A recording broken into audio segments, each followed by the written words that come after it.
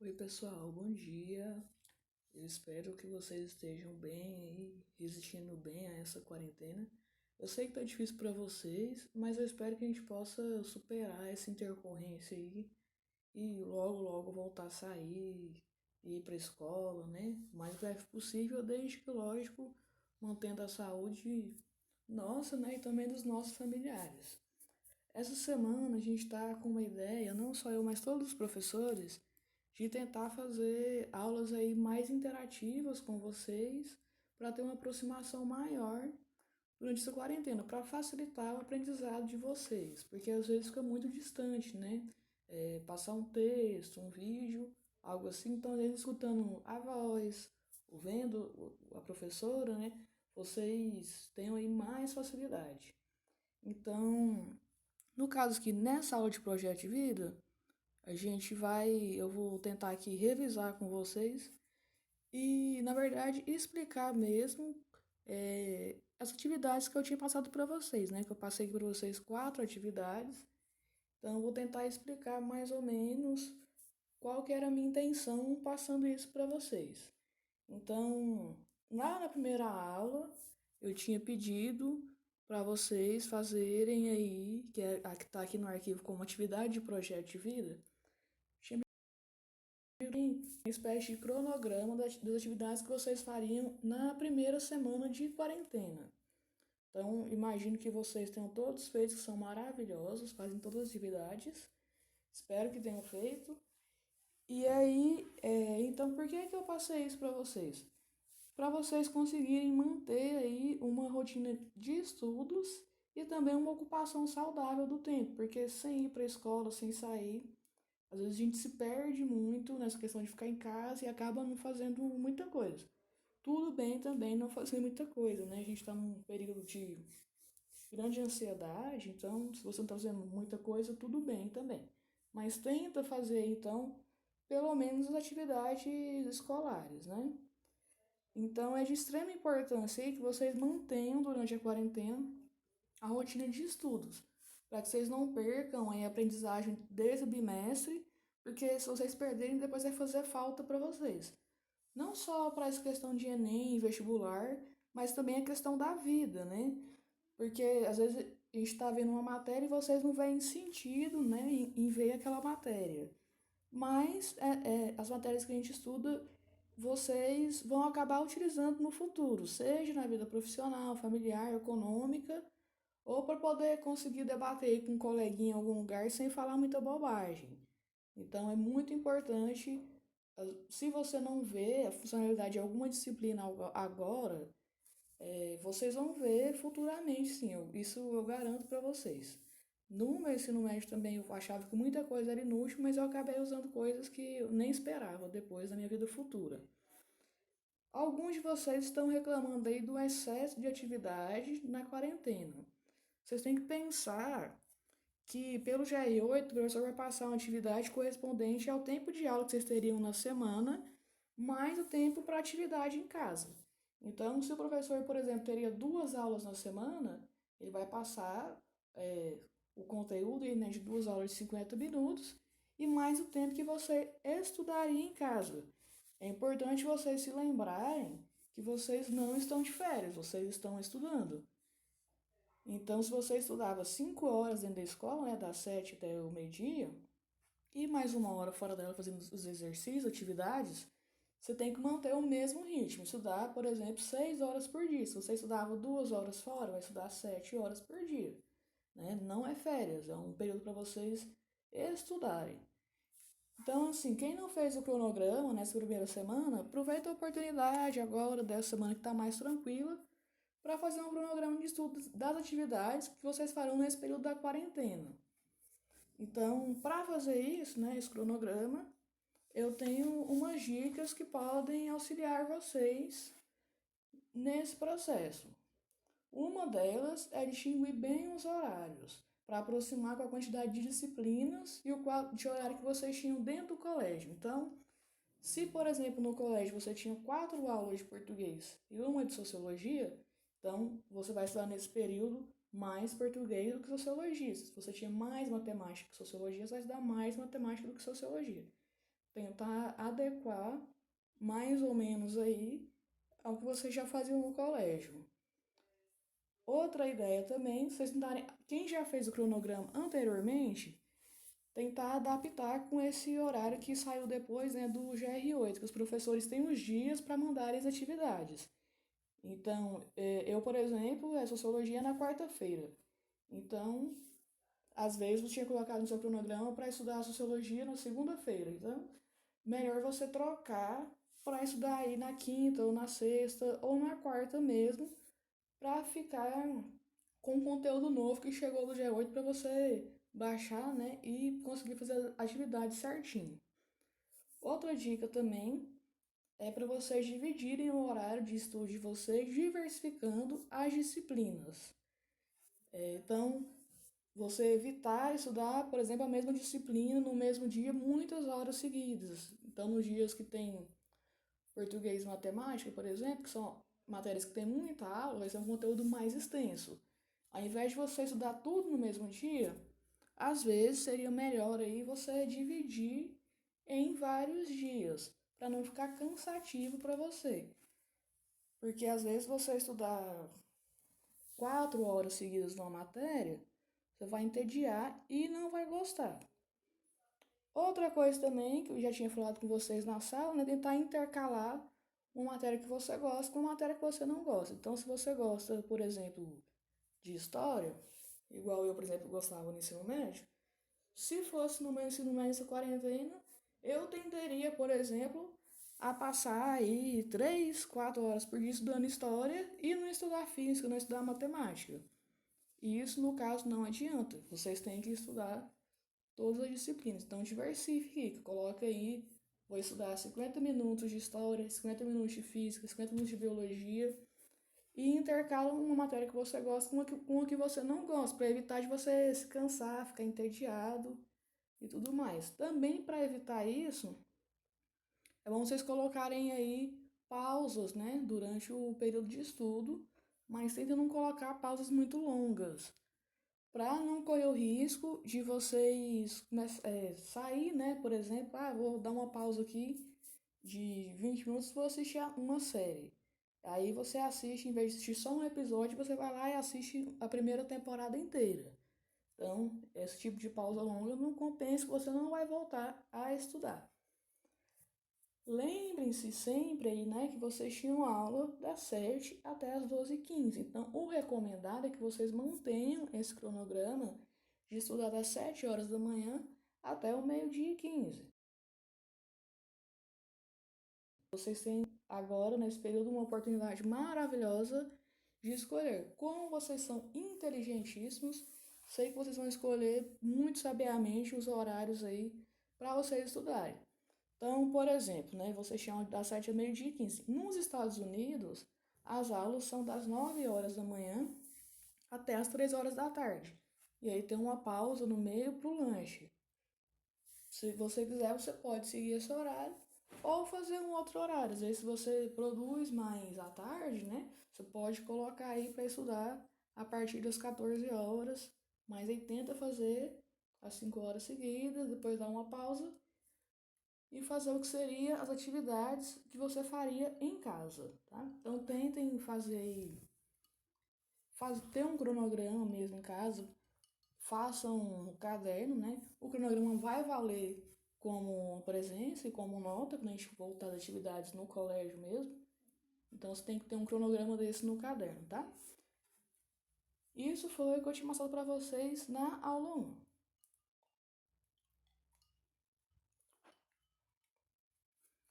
Na aula 2 aqui, tinha passado uma atividade, tô tentando abrir aqui, mas não tá dando certo,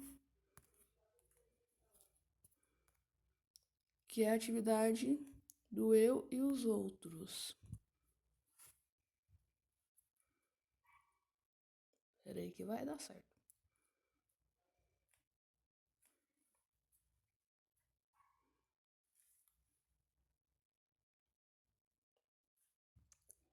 Foi esse texto que eu passei aqui para vocês, né? Que o título era Família e Escola. Qual que era a intenção dessa atividade que eu passei para vocês? A intenção era para vocês pensarem e refletirem aí, né, sobre as questões que a gente já tinha falado anteriormente e pensar aí na importância da sociedade e da educação para a formação de vocês. Então, o texto que eu passei para vocês, ele começa com um questionamento sobre o que seria e o que diferenciaria o ser humano dos outros animais. Então, pensa aí um pouquinho na sua cabeça, o que você acha que diferencia o homem dos outros animais? O homem que eu falo é o ser humano de modo geral, tá, gente? Então, tem várias áreas de estudo, vários cientistas que têm respostas diversas para essa questão sobre o que é que diferencia o homem dos outros animais. Então, alguns vão falar aí que, no caso, a diferença poderia ser aí a capacidade de se comunicar, que o ser humano ele se comunica melhor que outros animais. Tudo bem que tem animais que se comunicam bem, como os golfinhos e tudo mais, mas o ser humano se comunicaria aí melhor, tem uma capacidade melhor de comunicação. Outros pensam que seria a capacidade de resistir às dificuldades, de se adaptar aí aos diferentes climas. Então, por exemplo, a gente tem o ser humano vivendo tanto calor terrível de Goiânia, quanto tem ser humano vivendo no Alasca. Então, o ser humano, ao contrário dos outros animais, seria mais adaptável. Mas a gente pode pensar também que tem outros animais que são adaptáveis, como, por exemplo, a barata, né? Então, fica o questionamento aí. Outros pensariam que seria a capacidade de socializar, de criar vínculo com os outros, com seus iguais, para enfrentar as dificuldades, que é uma coisa que a gente está fazendo, por exemplo, na quarentena. Então, o mundo todo está passando aí por essa pandemia do coronavírus e os países e as pessoas têm se unido, né, na tentativa de combater esse vírus. Então, essa dificuldade, desculpa, essa capacidade de enfrentar as dificuldades poderia ser um diferencial aí do ser humano. Tem também a ideia de que o ser humano estaria em um estágio evolutivo mais avançado do que os outros animais. O ser humano consegue também subjugar os outros animais. Então, por exemplo, aqui na primeira frase do texto, está escrito aqui: comparados a outros seres, somos um animal frágil, possuímos reduzida força física, não temos muita velocidade de deslocamento, parará, parará, parará. Então, apesar, né, da gente não ter tanta força física, o ser humano, apesar disso, ele consegue aí, por exemplo, matar um leão, matar um elefante para explorar o dente e tudo mais. Então, o ser humano poderia, né, estar nessa questão de ter uma evolução maior, de conseguir subjugar a natureza. Para o autor aqui do texto, o que diferenciaria, no caso, o ser humano das outras espécies seria a capacidade que o ser humano tem de ter aí uma ação transformadora consciente. O que seria isso? Vamos primeiro ler aqui o terceiro parágrafo, que é onde que ele fala isso. Então ele vai falar aqui no terceiro parágrafo. O que vai nos diferenciar de fato é que só o animal humano é capaz de ação transformadora consciente, ou seja, é capaz de agir intencionalmente e não apenas instintivamente ou por reflexo condicionado em busca de uma mudança no ambiente que o favoreça. Essa ação transformadora consciente é exclusiva do ser humano e a chamamos trabalho ou praxis. É consequência de um agir intencional que tem por finalidade a alteração da realidade de modo a moldá-la às nossas carências e inventar o ambiente humano. Gente, o que significa isso que esse homem está falando aqui? Simplesmente é o seguinte, ele está dando a ideia de que o ser humano, ao contrário dos outros animais, ele transforma a natureza, outros animais também transformam a natureza, né? Mas ele vai colocar aqui que o ser humano faz isso intencionalmente. Então, se a gente pensar, por exemplo, se aumentar a quantidade de sapo em algum determinado local, vai acontecer e o sapo vai transformar a natureza, a gente vai ter a diminuição da quantidade de insetos nesse local, porque o sapo vai comer os insetos. Mas o sapo vai fazer isso intencionalmente, assim, com a intenção de reduzir os insetos? Não, já o ser humano vai. O ser humano, inclusive, coloca sapo em alguns ambientes para reduzir a quantidade de insetos que tem em algum lugar. Então, o ser humano ele tem essa capacidade de transformar com a intenção. A gente transforma, por exemplo, a árvore em papel, os minérios que a gente colhe na natureza em celular, o petróleo, que também a gente pega na natureza, transforma em combustível, o barro a gente transforma em abrigo. Para o autor aqui, o que transforma, então, uma coisa em outra é o trabalho. E o trabalho, essa transformação, vai gerar aí a cultura. No caso dos 16, se a gente for pensar, né, transformou a árvore em papel, o papel vai gerar a escrita.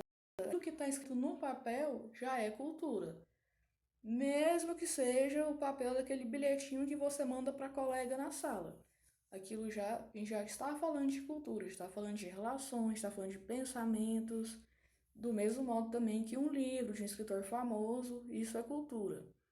O celular vai gerar aí também uma comunicação, que também gera cultura, gera a cultura de vários modos. O celular que possibilitou aí um avanço tecnológico muito grande, ele também gera essa questão de ter produtos culturais muito diversos. O abrigo, quando o ser humano transforma o barro em abrigo, como que vai ser esse abrigo? O modo também como esse abrigo é formado, ele é diverso, e isso é cultura. Então, por exemplo, a gente tem um João de Barro, que ele vai em qualquer lugar do mundo, vai fazer a casinha, você vai ver todas as casinhas são parecidas. Quando a gente vê uma caixa de marimbondo, as caixas de marimbondo é tudo parecido, então eles fazem abrigos, fazem, mas não é de um modo cultural.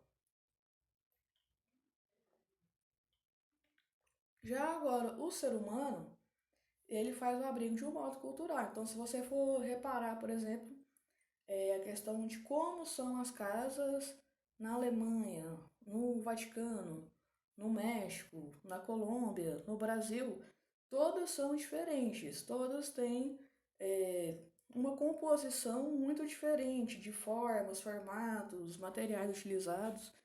E isso também é cultura. Se a gente pensar aqui em Goiânia mesmo, a gente tem aí os bairros que têm a cultura de ser um bairro mais horizontal, como é o exemplo do Parque Ateneu mesmo. Então, no Parque Ateneu, por exemplo, quando fundou, todas as casas eram iguais. Mas depois todos foram transformando suas casas, né, colocando aí a cultura de cada um nelas, e todas hoje em dia são diferentes.